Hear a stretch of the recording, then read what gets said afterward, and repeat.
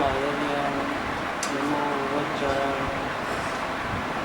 नमो लोये सहसाय नमो समय साराय स्वानुभूत्याचपास्ते चित् स्वभावाय भावाय सर्वभावान्तरक्षते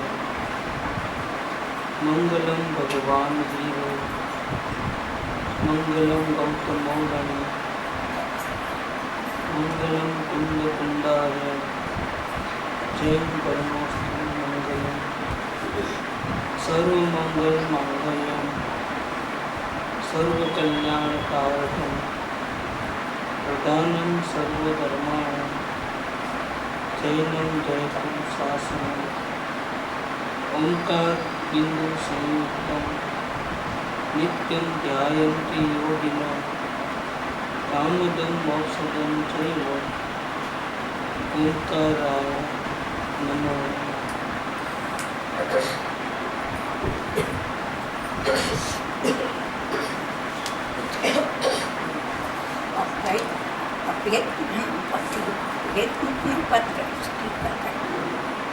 अभेद पूर्ति वेद में वेदમાંથી વેદ અવેદમાં વેદના દ્રષ્ટિ કરવાની તો વેદને આપણે સમજીએ તો દ્રષ્ટિ કરી હા એ જ ચાલે છે સાતમી ગાથામાં એ જ ચાલે છે। जैसे शिष्य का प्रश्न ऐसा है कि छठी गाथा में जो आपने कहा कि शुद्ध आत्मा को आत्मा है वो शुद्ध ज्ञायक है, वो बिल्कुल अशुद्ध नहीं है। क्यों नहीं है कि पर्याय के जितने भी जो मलिनता है या अच्छाइयाँ हैं बुराइयाँ हैं उतार चढ़ाव है प्रमद दशा हो या अप्रमद दशा हो वो दोनों ही आत्मा की दशा नहीं है, इसीलिए आत्मा तो शुद्ध है। दूसरी बात आत्मा भले सारे विश्व को जानता है लेकिन जिसको जानता है वो पदार्थ आत्मा में मिल नहीं जाता है, मिक्स नहीं हो जाता है, इसीलिए भी आत्मा शुद्ध है। तो हमको ये बात समझ में आई, लेकिन आत्मा तो अनंत गुणों का मिला हुआ पदार्थ है। जैसे पानी जो है वो हाइड्रोजन का 2 हिस्से और ऑक्सीजन का 1 हिस्सा ऐसा मिलकर के पानी है। पानी कोई ओरिजिनल तत्व नहीं है। H2O मतलब 2 पार्ट हाइड्रोजन 1 पार्ट ऑक्सीजन का मिलकर के पानी हुआ है। ऐसे आत्मा में दर्शन है, ज्ञान है, चारित्र है, कितने सारे गुण हैं, वो सब मिले तो आत्मा हो, और मिले हैं तो कल के दिन बिछड़ भी जाएंगे, तो फिर आत्मा का स्वरूप कैसे टिकेगा, वो शाश्वत कैसे रहेगा, उसको शुद्ध कैसे कहते हो? उसको तो खिचड़ा बोलो आप, बहुत से गुणों का मिला हुआ रूप बोलो। अब कैसे शुद्ध है आत्मा? चलो पर्याय के उतार चढ़ाव आत्मा में नहीं है इसलिए वो शुद्ध है, लेकिन गुणों का क्या? इतने सारे गुण। तो यहाँ आचार्य देव 7वीं गाथा कहते हैं कि व्यवहारं विशदि णाणीस चरित विंसणं णाणं अणवीणाणं अणचरितं अणदंसणं जाणगो शुद्धो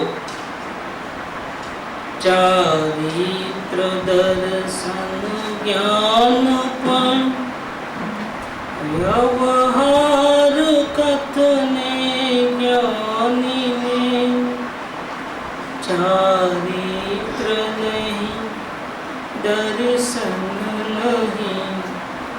नहीं ज्ञान ज्ञायक सो कुछ। ये ज्ञायक जो आत्मा है वो शुद्ध है, उसमें राग नहीं है, द्वेष नहीं है, कामरता नहीं है, संसार नहीं है, ये दुनिया नहीं है। वो जानने वाला तत्व परम शुद्ध तत्व है, वो मैं हूँ। तो ये चारित्र दर्शन ज्ञान ऐसा कहा ना कि जिसमें चारित्र है वो आत्मा, जिसमें ज्ञान है वो आत्मा। व्यवहार से जिसको आत्मा का अनुभव नहीं है उसको समझाने के लिए कहा गया। ये सब काय के कथन है? व्यवहार के कथन। जैसे कहते हैं ना पानी का गिलास लाओ, गिलास कभी पानी का होता नहीं, देखिए उसमें पानी रखा गया है, इसीलिए बोलते हैं पानी का गिलास।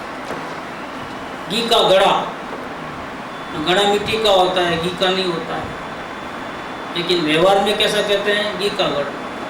ऐसे आत्मा में दर्शन है, ज्ञान है, चारित्र है, अनंत गुण है, ये सब काय का कथन है? व्यवहार का कथन है। क्योंकि इतने सारे भेद होने पर भी जब अनुभव होता है तो एक भी गुण याद नहीं आता है, मिला जुला स्वरूप याद में आता है।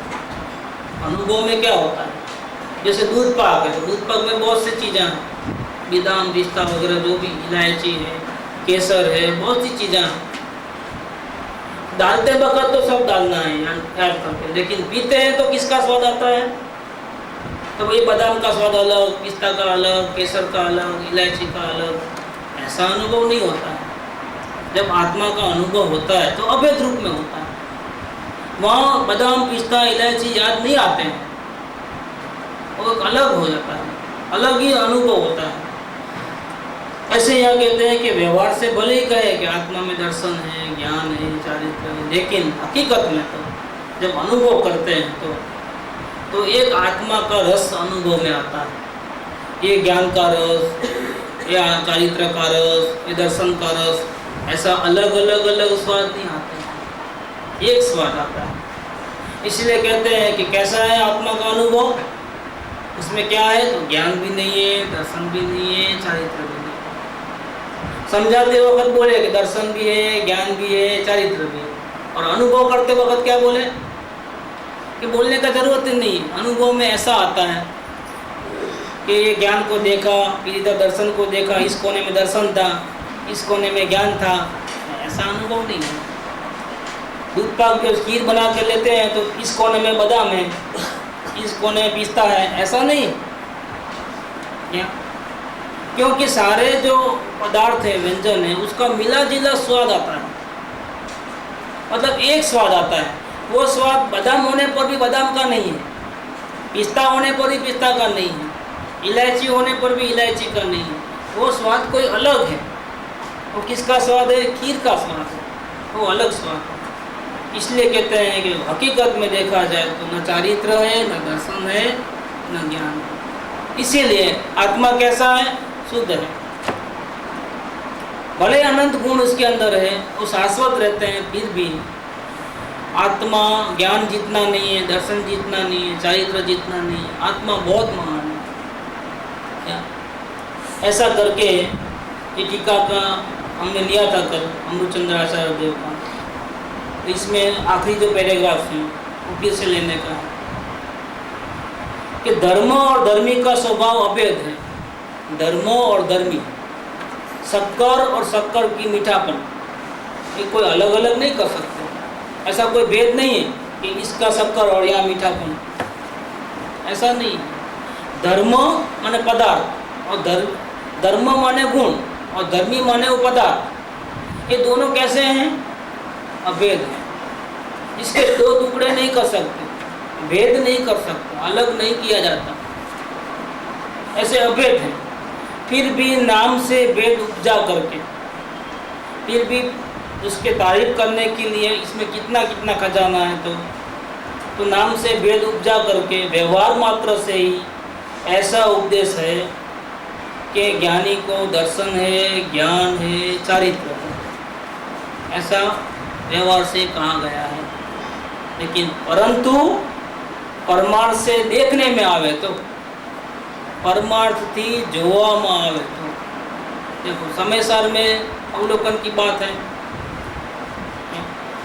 परमार्थ थी विचारवा में आवे तो ऐसा नहीं है, परमार्थ से पढ़ने में आवे तो ऐसा नहीं है, परमार्थ से याद करने में आवे तो ऐसा नहीं है, परमार्थ से सुनने में आवे तो ऐसा भी नहीं है, परमार्थ से कहने में आवे ऐसा भी नहीं है, परमार्थ से देखने में आवे तो मतलब क्या? ये प्रैक्टिकल लाइन है। प्रैक्टिकल लाइन में देखना होता है, सुनना, सोचना, याद करना, कहना, ये सब खत्म, गायब। आप देख लो, परमार्थ से देखने में आवे तो कैसा है आत्मा?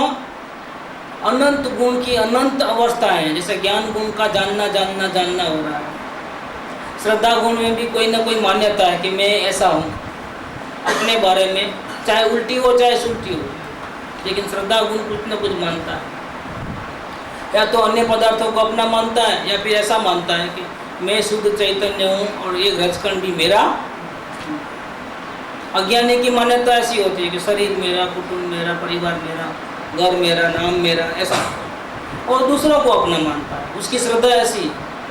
और ज्ञानी की श्रद्धा कैसी है कि मैं तो शुद्ध जानने वाला, देखने वाला तत्व हूँ, और अवस्था भी मेरी नहीं है, राग द्वेष भी मेरे नहीं है, शरीर का एक रजकण भी मेरा, ये दुनिया मेरी नहीं है, कुछ भी मेरा, सबसे मैं भिन्न, ऐसी श्रद्धा है। ज्ञानी को ऐसी श्रद्धा है। लेकिन श्रद्धा नाम का गुण किसका है? ये आत्मा का। तो उसका भी परिणमन है, कुछ न कुछ मान्यता है। और आचरण, अगर अंदर में स्वरूप में दृष्टि होती है तो निर्विकल्प है, स्वरूप के दृष्टि बाहर गई तो पर समय होने से राग द्वेष, स्व समय पर समय, ये आचरण हो गए। ऐसे अनंत गुणों की अनंत अवस्थाएं हो रही हैं, लेकिन ये सारी अवस्था को पी गया है। समुद्र में बहुत कुछ है, हीरे जवाहरात मोती भी अंदर है, ढेर सारी वनस्पतियां हैं अंदर, जमीन है, खड्डे टेकरे हैं, इसके अलावा कई प्रकार के जलचर रहते हैं अंदर, और नमक है पानी में, कितना सारा, इतने बड़े समुद्र में क्या क्या है। लेकिन समुद्र कहते ही सब आ गए, अलग अलग बोलने की जरूरत नहीं। देखो ढेर सारे तरंगे हैं, मौजें हैं, बढ़ती है, ओट है, सब कुछ है, लेकिन हम उसको एक नाम देते हैं, क्या? समुद्र। ऐसे अनंत पर्यायों को ये पी गया है। पी गया मैंने क्या? ऐसे गुणों का समुद्र है, लेकिन किस किस का नाम गिना है? और फिर नाम जान के करना क्या है? क्या ज्ञान गुण की चर्चा करने से आत्मा थोड़ा हाथ में आता है, दर्शन गुण की चर्चा करने से आत्मा थोड़ा हाथ में आ जाएगा। हमको तो ऐसा करो कि एक को पकड़ लिए तो सब आ गया साथ में। तो पेंसिल के वचनामृत में आता है कि डाली पत्तों को लेकर करके क्या करोगे? अगर तुझे पूरा झाड़ लेना है तो किसको पकड़ो? उसके जड़ को पकड़ो। जड़ को पकड़ोगे तो पूरा झाड़ तुम्हारे हाथ में आ गया, डाली पत्ते सब आ गए, फल फ्रूट फ्लावर सब आ गए उसके। नहीं तो एक एक को कहाँ कहाँ पकड़ोगे? तो मूल को पकड़ लो। तो ये मूल को पकड़ना माने क्या? एक आत्मा को पकड़ लो, अनंत गुण साथ में आ जाएंगे अपने आप। एक एक को अलग अलग भेद करके पकड़ने की, जानने की, सोचने की, अनुभव करने की जरूरत है? बिल्कुल जरूरत नहीं। उल्टा उलझ जाओ और एक को पकड़ लो तो पूरा साथ में आ जाएंगे। देवचंद भाई तो पूरा आ गया, आँख नाक कान सब आ गया, ठीक पूरा। और नहीं तो क्या, आँख को अलग, नाक को अलग, कान को अलग, सर को अलग, ऐसा अलग अलग। ऐसी आँख वाले हैं तो फिर समझ में नहीं आएगा, क्योंकि ऐसी आँख दूसरों की भी होती है, क्योंकि सबको आँख तो होती ही। ऐसी नाक वाले हैं तो उसका कहीं ना कहीं कॉपी मिल जाएगी, लेकिन देवचंद भाई की कॉपी नहीं होगी। देखना, फिंगरप्रिंट हाथ है, उंगली है, लेकिन फिंगरप्रिंट उसकी कॉपी नहीं है। तो अंग अवयव से मत पकड़ो, पूरा पकड़ लो, साथ में लो। साथ में मतलब आत्मा। तो क्या उसमें नहीं है? ये सब है, लेकिन सारे एक रस हो गए। एक रस होने क्या? अनंत गुण, उसकी अनंत अवस्थाएं, सबको वो पी चुका है, अंदर गर्भित है। उसको अलग अलग जानने की, सोचने की, विचारने की जरूरत नहीं। परमार्थ से देखने में आए तो अनंत पर्यायों को एक द्रव्य पी गया होने से जो एक है ये वो कहीं, और कैसा हम बोल नहीं सकते। सबका मिला जुला रूप कैसा कि वो बोल नहीं सकते, क्योंकि वो बोलने में आए तो कोई मदद मतलब नहीं।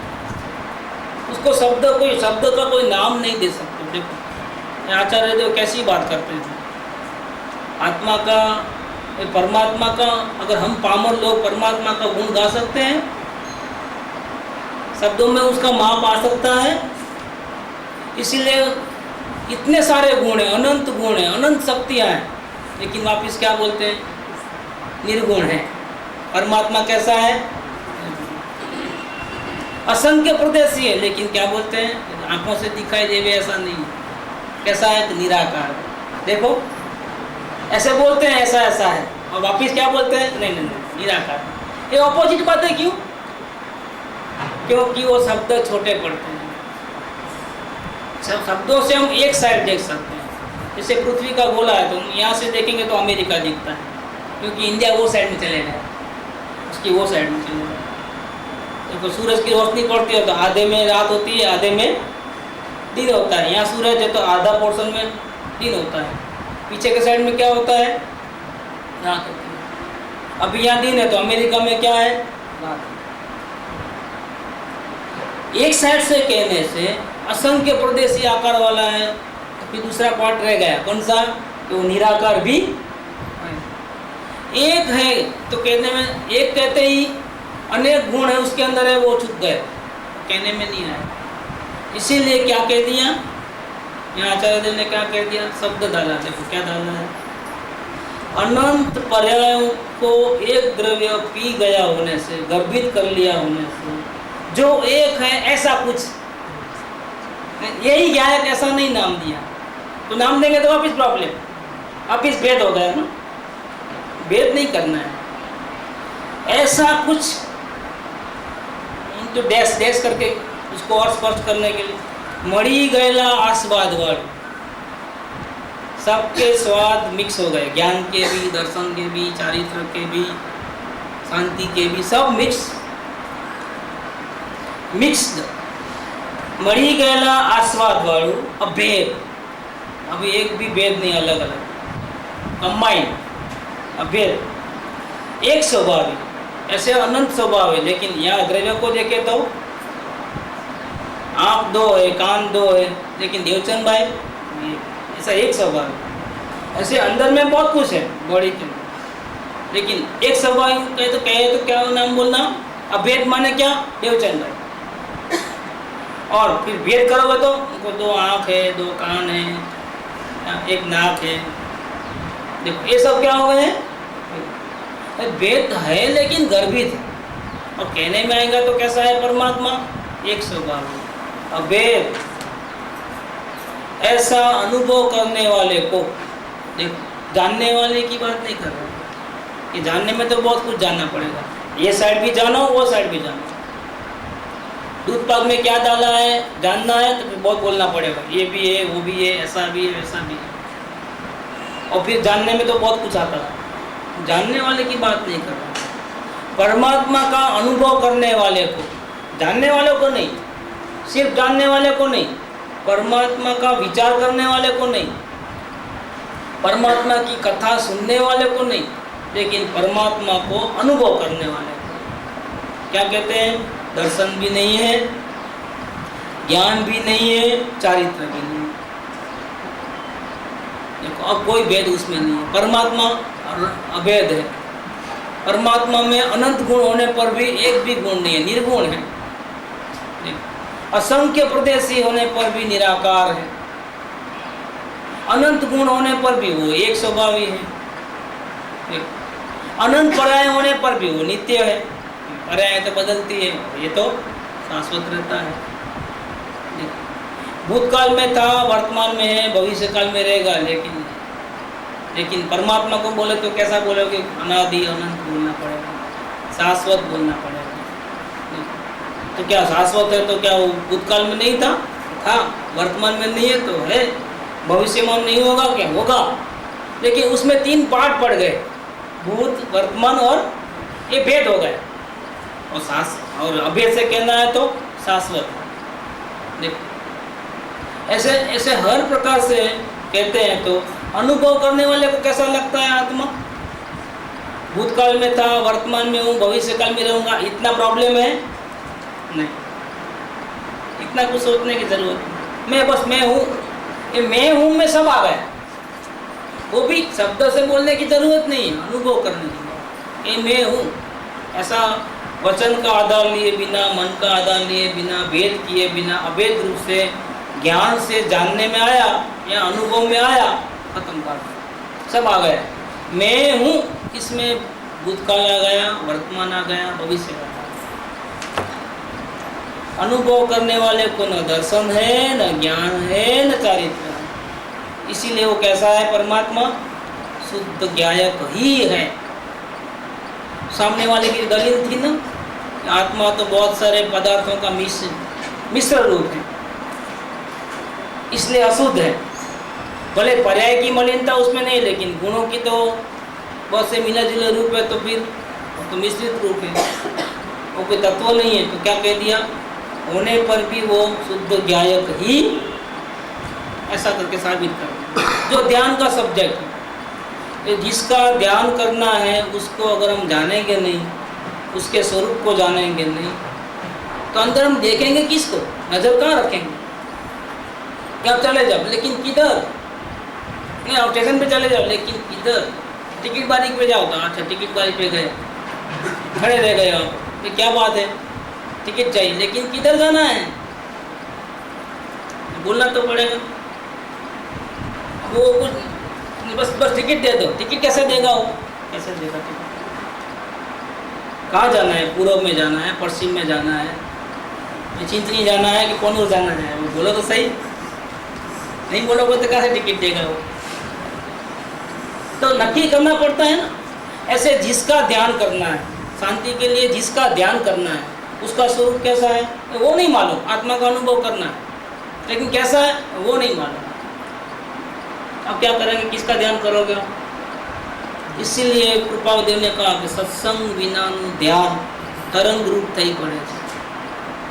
ये आँख बंद करके बैठा है, लेकिन किसका ध्यान करेगा? फिर वो सुना है ना बात, आत्मा में ज्ञान भी है, दर्शन भी, मैं गायक हूँ, मैं अनादि अनंत हूँ, मैं नित्य हूँ, ऐसे अलग अलग वो अलग अलग 1000 प्रकार से सोचेगा, फिर भी आत्मा का अनुभव होगा। वो सुनी हुई बात रिकॉर्ड होती है।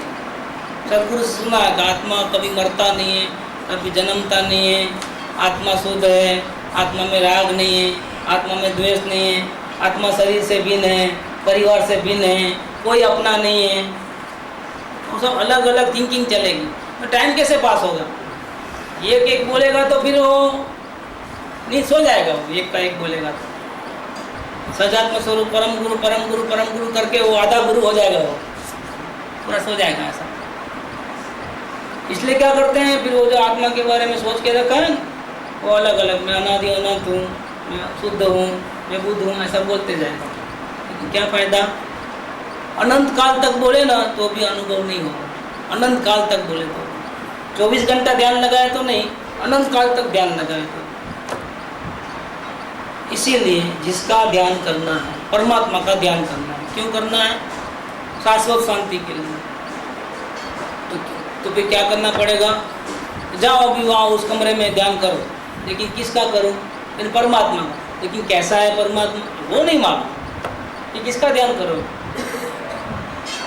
अगर आपको नहीं मालूम है और कोई बोले कि परमात्मा को 2 बड़े सिंह होते हैं और इतनी बड़ी माला पहनते हैं रुद्राक्ष की और लाल लाल कपड़े पहनते हैं, तो आपको कैसा परमात्मा दिखेगा अंदर में?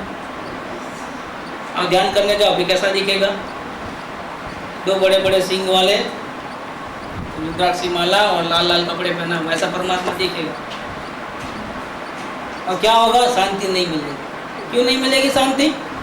क्योंकि किसी ने आपको रास्ता भटका दिया है, आपको परमात्मा का सही रास्ता नहीं बताया। फिर आपको ध्यान करने को बोले, गए तो भी सही, लेकिन वो गलत जगह पे पहुंच गए तो क्या हुआ? वो लाल लाल कपड़े वाला रुद्राक्ष की माला वाला परमात्मा दिखा, लेकिन फायदा हुआ? इसलिए वो कहते हैं कृपावती, बीजा साधन बहु कर्या करी कल्पना आप अथवा असदगुरु थकी उल्टो वध्यो। रास्ता ढूंढ रहा था तो पूछा कहाँ जाऊँ, किसका ध्यान करूँ? कर लो ध्यान, ऐसा भगवान होता है। कोई बोलता है देखो इतना बड़ा नाग रहता है, नाग के ऊपर लेट करके पैर पे पैर चढ़ा करके फिर लक्ष्मी जी गला नहीं पाँव दबाते हैं, ऐसा परमात्मा होता है। अच्छा जब क्या दिखता है ध्यान करे तो कि विष्णु जी दिखते हैं। किसको बोलते हैं कि नहीं, परमात्मा तो कृष्ण भगवान जैसा होता है। या मक्खन चुराने वाले, मटकी फोड़ने वाले, गोपियों के साथ डांस करने वाले, या ऊपर वो पीछे तो रहनी चाहिए मोर की, अगर वो नहीं है तो कृष्ण भगवान नहीं है। मालूम कैसे पड़ेगा बलराम कौन कृष्ण कौन? दोनों बाजू बाजू में खड़े हैं तो वो उसको पहचान बनाए कि अगर वो मोर की पीछे है तो कृष्ण भगवान, नहीं तो नहीं मानता। ऐसा परमात्मा होता है। फिर आँख बंद करके ध्यान करेगा तो कैसा परमात्मा दिखेगा? मोर पीछे और वो पाइप होता है आंसुरी, ऐसा कृष्ण भगवान नहीं। परमात्मा तो बिल्कुल अलग है। देखो क्या कहते हैं, ऐसा परमात्मा नहीं है। परमात्मा अभेद होता है। इसका ध्यान करना है, उसका स्वरूप नहीं जानो तो क्या होगा कि परमात्मा उधर रहते हैं। कहाँ? सीढ़ी के जो है ना उधर मंदिर में, उधर या सोनगढ़ में रहते हैं, या समेत शिखर पे रहते हैं, क्या या देवलाली में रहते हैं, तो जाएगा वहाँ भाग बमजोड़ी करते हैं। कोई बोलता नहीं तिरुपति के ऊपर है, कोई बोलता नहीं श्री सैलम में है, तो जाएगा उधर। कहाँ है परमात्मा? न मंदिर में, न मस्जिद में, न गुरुद्वारा में। कहाँ है परमात्मा? उसका एड्रेस सही मालूम पड़ना चाहिए। हम स्वयं परमात्मा है, और कैसा है वो देखो इधर बताया। इनको कोई परमात्मा को अपनी पूजा भक्ति कराने का कोई स्वार्थ नहीं होता है। और परमात्मा की आराधना करने वाले जो ऐसे महान मुनिराज हैं, उनको भी भक्ति पूजा की जरा भी जरूरत नहीं है। क्या आपके हीरे जवाहरात मोती उनको नहीं चाहिए, इसलिए उन्होंने सही रास्ता बताया। उनको कुछ लेना नहीं है तो सही रास्ता बता दिया, और लेना होता तो क्या करते? तो गलत रास्ता बताते। आपको मालूम है वो कहानी हमने सुनी थी कि मेले में जाता है तो अच्छा सा बकरा लेके आता है, क्या बकरी लेके आता है, दूध लेने दूध की ज़रूरत है, बकरी खरीद के लेके आता है। बाप बेटे राजा राजी होते हुए आते हैं कि अच्छी बकरी मिल गई, सस्ते दाम में मिल गई। 4 लोगों ने देख लिया ये जो है ब्राह्मण ने बकरी लिया है क्या, और खुश हो रहा है, लेकिन ये बकरी अच्छी है बहुत, उपज में ले लेना है उसके पास से, लेकिन कैसे लेंगे अब? तो अपन प्लान कर दिए उन्होंने। 4 जने अलग अलग ठिकाने पे खड़े हो गए उसके रास्ते पे जाने के रास्ते। आया पहला बोला, क्या पंडित जी तो दूसरा कुछ नहीं मिला मेले में, कुत्ता लेके जा रहे हो? क्या बोला? क्या बोला? वो थी बकरी, लेकिन बोलता क्या है? क्या पंडित जी आप भी ब्राह्मण होकर के ऐसा करते हो, कुत्ता लेके जाते हो, छी छी छी ऐसा करते हो। लेकिन वो बातों में आता नहीं है, तो बातों में नहीं आया ना, वो तो बोलते रहता है। नहीं नहीं कुछ भी नहीं, आपको नहीं मालूम पड़ता। वो समझ गया कि इसके दाल में पेट में कुछ काला है, और एक बकरी को कुत्ता बोल रहा है तो जरूर कुछ गड़बड़ है। लेकिन आगे जाता है तो उसका ही दूसरा भाई जो वहाँ खड़ा, उसने भी वही बताया। अभी क्या होता है, धीरे धीरे क्या होता है, आगे जा कर के 1 बोला, 2 बोला, 3 बोले, 4 बोला, अभी वो घबरा के भाग गए, वो छोड़ के भागा और उन्होंने ले लिया। मतलब उस स्टाइल जो उनके बोलने की जो स्टाइल थी ना, बहुत ज़बरदस्त थी। मेरा तब सब भूल गया मैं, लेकिन मैं जब पढ़ा था तो मैं बहुत हंसता था कि इसकी मूर्खता के ऊपर, कि देखो कैसा कह दिया है कि वो असल में बकरी ही थी, कुत्ता नहीं था, लेकिन ऐसा उसको प्लानिंग करके फंसाया, बार बार उसको डाला कि वो ब्राह्मण का जो था वो छोड़ के भागा। ऐसा इधर होता है। ये अपने भी अपना जब तक हम पहुंचते नहीं है ना, अनुभव नहीं करते हैं ना, तब तक कोई कुछ भी बोलेगा ना हम मान लेते। लेकिन और वो गलत क्यों बोलते हैं? दूसरे लोग गलत क्यों बोलते हैं? क्योंकि उनको अपने से कोई ना कोई स्वार्थ रहता है।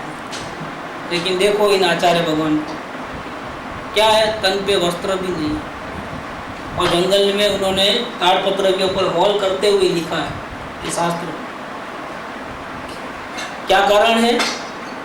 आगे प्रतिज्ञा की ना कि मैं ये जीव तूने अनंत काल के परिभ्रमण में काम भोग बंधन की कथा बहुत सुनी, बहुत भटके, चारों गतियों के अंदर बहुत दुख उठाया, लेकिन अब मैं तुझे क्या करूँगा, इस शास्त्र में क्या कहने वाला हूँ, पर से विभक्त और अपने अनंत गुणों से एकत्व, ऐसे एकत्व विभक्त आत्मा की कथा सुनाऊंगा। ये सत्यनारायण की कथा है। ये सत्य माने गॉड, गॉड माने परमेश्वर, परमेश्वर माने आत्मा। क्या मैं आत्मा की माने सत्यनारायण की कथा सुनाने वाला हूँ। इस ग्रंथ का ये प्रयोजन है।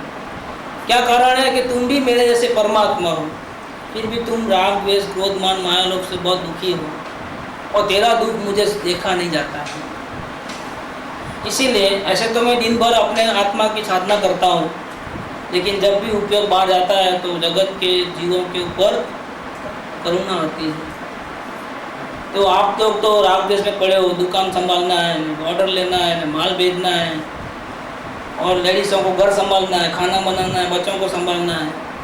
आपको तो कोई जंगल में कोई आने वाले नहीं हो। इसीलिए उन्होंने क्या किया, करुणा से कार्ड पत्रों को ऐसा हॉल करते करते ऐसे सब मंत्र लिखे, आत्मा की बात सुनाई। क्या चाहते थे वो अपने से, और जो अपने का अनुभव किया वैसा बताते हैं। तो जिन्होंने परमात्मा का अनुभव किया वही सही परमात्मा की बात कहता है।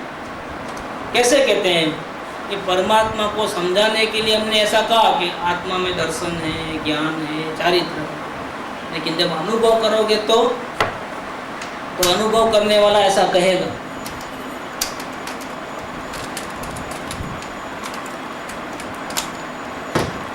अनुभव करने वाला क्या कहेगा, परमात्मा का आत्मा में दर्शन भी नहीं है, ज्ञान भी नहीं है, चारित्र भी नहीं है। ये अलग अलग बात मत करो, दिमाग को खराब मत करो। परमात्मा तो शुद्ध ज्ञायक ही है। ये भी बोलना पड़ता है तो हमको अच्छा नहीं लगता है, लेकिन क्या करें, आप पूछोगे तो कुछ तो बोलना है, इसलिए बोलते हैं। क्या बोलते हैं, शुद्ध ज्ञायक। बाकी आत्मा को तो कोई नाम नहीं है।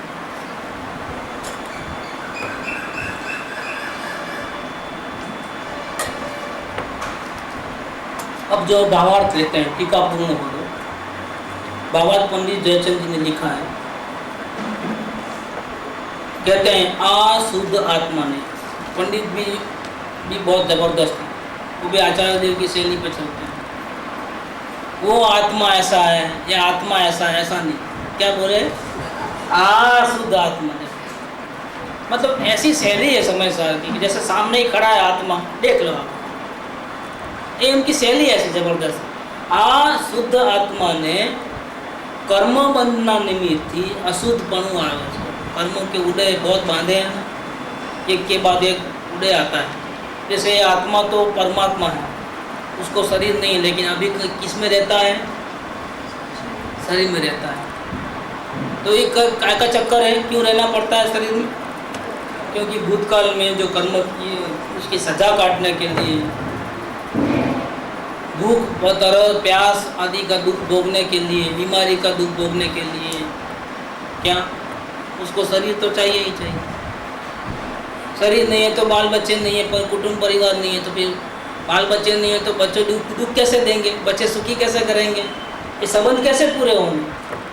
ये सारे संबंध हैं। ये शरीर जो है वो शरीर से पुत्र पुत्री आदि रिश्ते पूरे परिवार अब पूरे खड़े हो जाते हैं। तन संबंधी सब व्यवहार है। अगर शरीर नहीं है तो फिर पुत्र पुत्री माँ बाप कोई नहीं है। शरीर है तो सब है, और है तो फिर राग द्वेष भी है। क्या ये पूरा संसार का जड़ कहाँ से खड़ा हुआ है, इतने सारे कॉन्ट्रैक्ट किए हैं। भूतकाल में जो हमने कर्म किए थे अपने आत्मा को भूल करके, उसमें कितना कॉन्ट्रैक्ट किया हमने। एक तो शरीर के साथ कॉन्ट्रैक्ट किया, शरीर के साथ कॉन्ट्रैक्ट किया तो माँ बाप भी पहले से फिक्स करना पड़ता है, क्योंकि इसके बिना शरीर कैसे मिलेगा। तो उनके साथ भी कॉन्ट्रैक्ट किया, तो अपने बाल बच्चे परिवार वालों के साथ भी कॉन्ट्रैक्ट रखा, भाइयों के साथ बहनों के साथ भी रखा, और सबके साथ कैसे कॉन्ट्रैक्ट किए, अच्छे और बुरे दोनों साथ में। किसी के साथ बहुत प्रेम भरे संबंध होते हैं, किसी के साथ द्वेषपूर्ण संबंध होते हैं। ये सब क्या होता है, पूरी जंजाल खड़ी हो गई। ये कर्मबंध के निमित्त से, मतलब भूतकाल में जो बंधन किया था उसका उदय आने से ऐसा लगता है कि आत्मा संसारी, शरीर वाला, कुटुंब वाला, परिवार वाला, शरीर ऐसा है, रागी द्वेषी मोही है, ऐसा लगता है, लेकिन खरे वास्तव में शुद्ध आत्मा को देखो तो वो बात तो दूर रहो। शरीर वाला है न राग द्वेष वाला है न परिवार वाला है, वो बात तो दूर रखो, उसकी तो चर्चा ही मत करो। पण तेने दर्शन ज्ञान चरित्रना पण भेद नहीं। दूसरों के साथ संबंध देख करके मेला हो गया ऐसी तो बात ही मत करो, क्योंकि यहाँ चर्चा ही नहीं है। समय सार के सुनने वाले जो जीव हैं बहुत हाई क्लास के हैं, हाई क्वालिटी के, उनको ये समझाने की ज़रूरत नहीं है कि दुकान मेरी नहीं है, घर मेरा नहीं है, शरीर मेरा नहीं है, परिवार मेरा नहीं है, क्योंकि वो समय सार जब सुनने आया है तो फिर वो किस लिए आया है? परमात्मा का दर्शन करने के लिए आया है। और परमात्मा का दर्शन करने को निकला है तो मोह तो सब छोड़ के ही आया है क्या? इसलिए पहला क्वेश्चन क्या किया आचार्य देव को? समय सार सुनने वाले जीव ने सबसे पहला क्वेश्चन क्या किया कि मुझे शरीर से मोह है, दुकान से मोह छूटता नहीं है, मैं क्या करूं? शरीर में बीमारी है तो मैं कैसे सुखी हो जाऊं? मेरा लड़का मेरी बात नहीं मानता है तो मैं क्या करूं? मेरी वाइफ मेरी बात नहीं मानती है तो क्या करूं? ये सब चिल्लर क्वेश्चन है ही नहीं, ये सब चिल्लर क्वेश्चन। कि वह हॉस्पिटल में सेवा करने को बुला रहे तो मैं क्या करूं? वो ऐसा चिल्लर क्वेश्चन नहीं है, वो डायरेक्ट है, डायरेक्ट लिंक है। समय सार का सुनने वाला परमात्मा को देखने के लिए, परमात्मा की आराधना करने आया, सबसे पहला क्वेश्चन वही रहता है कि जिसकी आराधना मुझे करना है, जिसका ध्यान मुझे करना है, जिसके दर्शन मात्र से शांति हो जाती है, मुझे आप बताइए कि परमात्मा कैसा है? वो शुद्ध आत्मा कौन है कि जिसका स्वरूप जानना चाहिए। इतना तो हाई लेवल है, उसको ये समझाने की ज़रूरत नहीं है कि अड़ोस पड़ोस से तुम भिन्न हो, तुम्हारे परिवार से तुम भिन्न हो, शरीर से भिन्न हो, राग द्वेष से तुम भिन्न हो, ऐसा कहने की ज़रूरत नहीं है। वो कहाँ अटक गया मालूम है? वो गुण भेद में अटक गया। इधर कि वो आत्मा के बारे में अभी अनुभव तो किया नहीं हो तो क्या बोलता है वो? हाँ, ज्ञान भी करता है, अनंत अनान्य अनंत है, शरीर से भिन्न है, राग से भिन्न है, इससे भिन्न है, ये चीज़ मेरा नहीं, वो चीज़ मेरा नहीं, ये नहीं मेरा, ऐसा करके वो इधर फंस गया। किधर? गुण भेद में फंस गया। आत्मा के गुणों के चक्कर में गीत गाते गाते उसका टाइम चला जा रहा है, महिमा करते करते टाइम चला जाता है। आत्मा इतना महान, इतना महान, इतना महिमा, लेकिन महान, लेकिन तुझे मिला कि नहीं स्वाद? बहुत गीत गाते हो आत्मा के, इसमें ज्ञान भी है, दर्शन भी है, चारित्र भी है। आचार्य देव ने मना कर दिया, भैया ऐसा कुछ भी नहीं है। अरे तो क्या कुटुंब वाला है, शरीर वाला है, वो तो बात ही मत करो आप। जब ज्ञान उसमें नहीं है तो बात शरीर कैसे आ रहा है उसके अंदर? देखो, अग्नि में प्रकाश नहीं है ऐसा बोलो, ऐसा बन सकता है? कि ऐसा क्यों बोलते हैं कि अग्नि में प्रकाश नहीं है? दूध पर में पिस्ता नहीं डाला है, अरे भैया दिख रहा है ना, नहीं डाला है, ऐसा कैसे बोलते हो?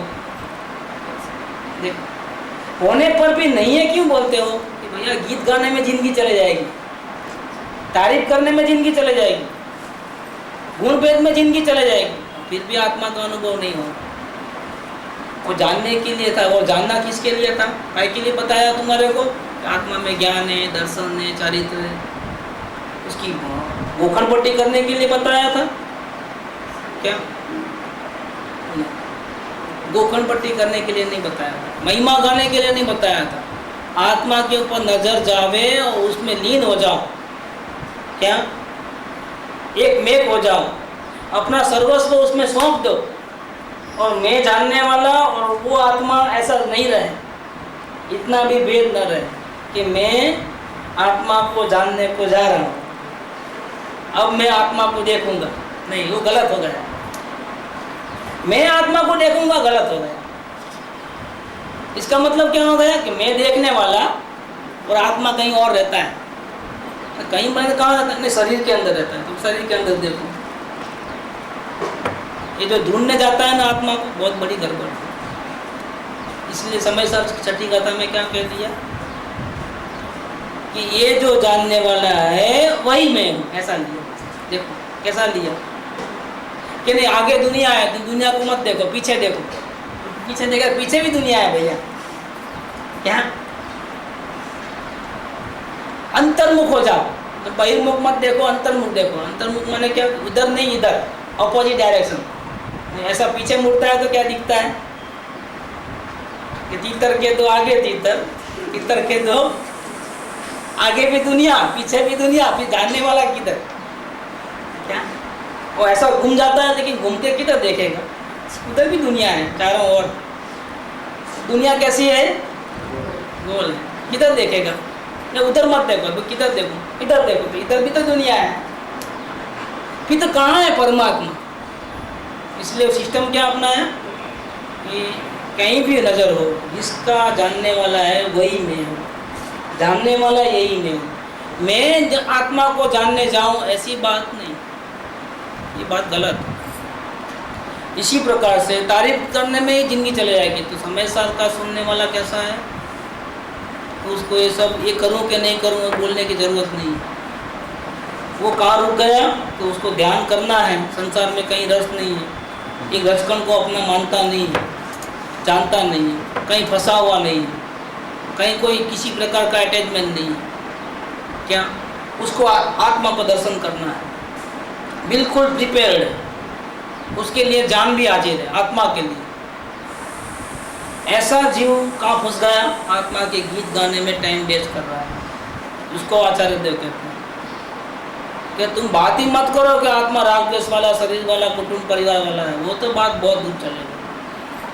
वास्तव में देखा जाए तो आत्मा में दर्शन, ज्ञान, चारित्र के भी भेद नहीं है। इसलिए तुम्हें अपना टाइम वेस्ट मत करो कि आत्मा में ज्ञान है, दर्शन है, चारित्र है। गीत गाने में टाइम वेस्ट मत करो। क्यों नहीं है? क्योंकि वस्तु अनंत धर्म रूप एक धर्मी है।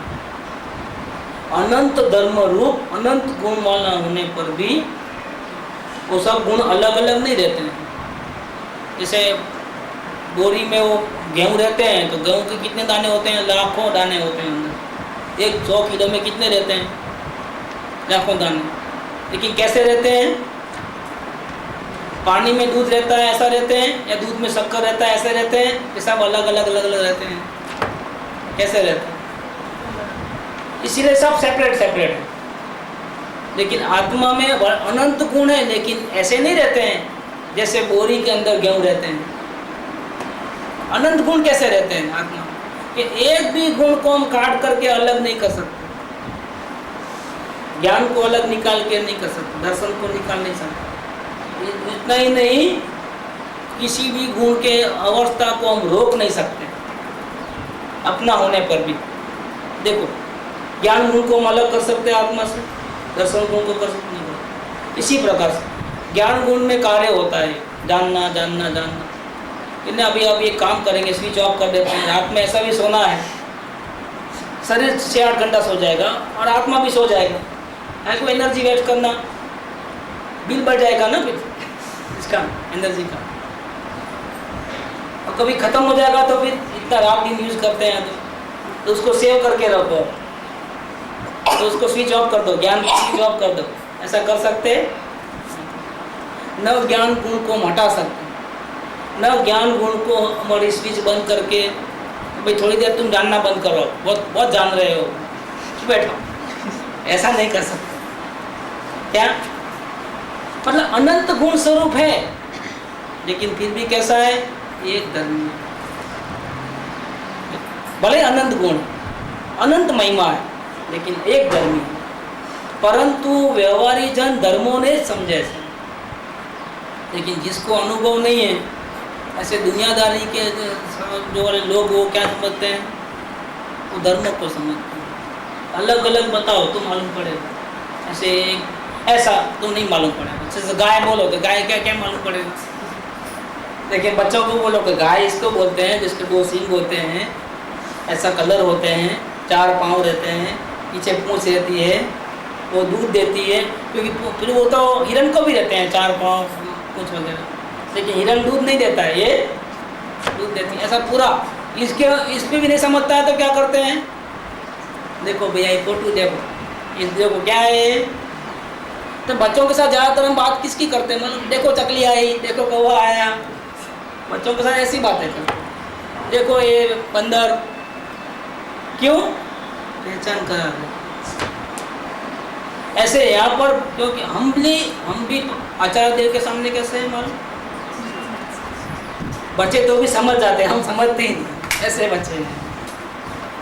क्या बच्चों में तो थोड़ा अक्ल रहता है, वो एक दो बार ऐसा बता दिए, दिखा दिए तो समझ जाते हैं कि भैया ऐसा है, गाय ऐसी होती है, बगला ऐसा होता है, हंस ऐसा होता है, सब मालूम पड़ जाता है।